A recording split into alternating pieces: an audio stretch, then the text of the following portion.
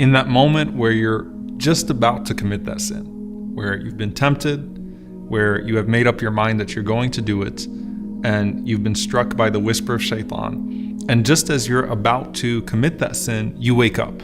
Okay, so those are the people that Allah subhanahu wa ta'ala says, تَذَكَّرُوا فَإِذَا هُمْ مُبْصِرُونَ, that after they've been touched by the whisper of the devil, they wake up and then suddenly they can see. They're completely tuned out of that sin, and they're turning back to Allah subhanahu wa ta'ala in repentance. That's the best case scenario, that you were about to commit the sin and then you stopped, where the Prophet ﷺ said, إِذَا ذُكِرْتُمْ بِاللَّهِ فَانْتَهُوا, that when you're about to commit a sin, if you're reminded of Allah, don't ignore your conscience, don't ignore your taqwa, don't ignore those thoughts about God. Stop right then and there. Don't say, all right, well, I'm already halfway through the sin, or I'm already at the point of committing it, I might as well commit it and then worry about repentance later. Stop yourself then. But what about when a person just commits the sin? And you commit that sin, especially the first time you commit that sin, before you've become desensitized to it, you feel so dirty, you feel impure, you feel a great sense of remorse and regret.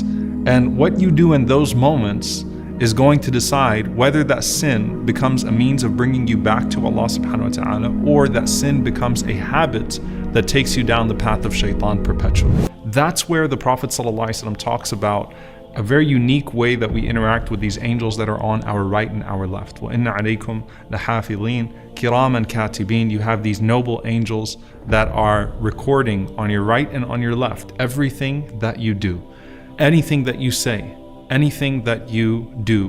Allah subhanahu wa ta'ala has commanded them to write. And there is not a single word, مَا يَلْفِظُ مِنْ قَوْلٍ إِلَّا لَدَيْهِ رَقِيبٌ عَتِيدٌ, not a single word that you utter, not a single expression that you utter, except that those angels write it down readily. Now, as those angels write down, they have a sense when you're about to commit a good deed or you're about to commit a sin. Because as Sufyan rahimahullah said, that when a person is about to commit a good deed, the soul emits the scent of musk, this beautiful scent. And when you're about to commit a sin, the soul emits a nasty stench. And so there's a sense that a sin is coming. But then after you commit that good deed or that sin, and those angels write down everything, there's one exception.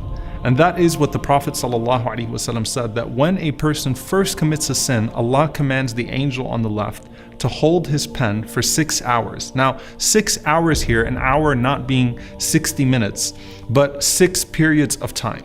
There's a time where Allah subhanahu wa ta'ala says, hold off.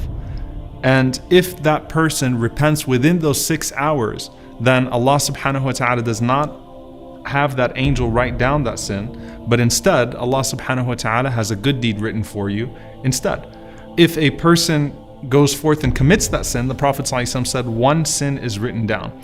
Now, to speak to that for a moment, if you're thinking about that angel that's on your left side that's being told to withhold their pen and not to write it down, we know that the Prophet ﷺ said, even if the sin was written down, التائب من الذنب كمن لا ذنب له, the one who repents from a sin is like one who never committed sin in the first place.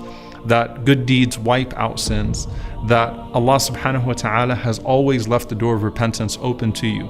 But in this unique situation where the angel is told not even to document the sin, what is the effect of that? The Prophet ﷺ said that a sin is written down as one sin if a person actually commits it. But a good deed at the minimum is written at 10 good deeds, up to 700, up to whatever Allah subhanahu wa ta'ala decrees it.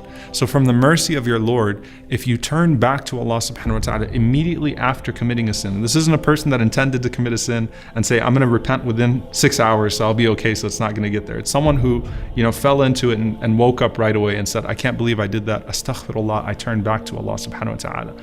On your records, not only will you not have the sin ever recorded, but you'll have the good deed of istighfar, the good deed of seeking forgiveness from Allah subhanahu wa ta'ala recorded, which is at minimum 10 times, up to 700 times, up to whatever Allah subhanahu wa ta'ala decrees. And so that's the mercy of your Lord, that even as these two are recording on your right and your left at all times, Allah subhanahu wa ta'ala shows leniency through the one on the left and says, hold your pen, see if my servant will turn back to me, see if he'll wake up in the midst of that moment, see if my servant will decide that this is not something I ever want to do again, see if this will be the means by which my servant turns back to me. And verily a sin that brings a person back to Allah subhanahu wa ta'ala is better than a good deed that takes him away.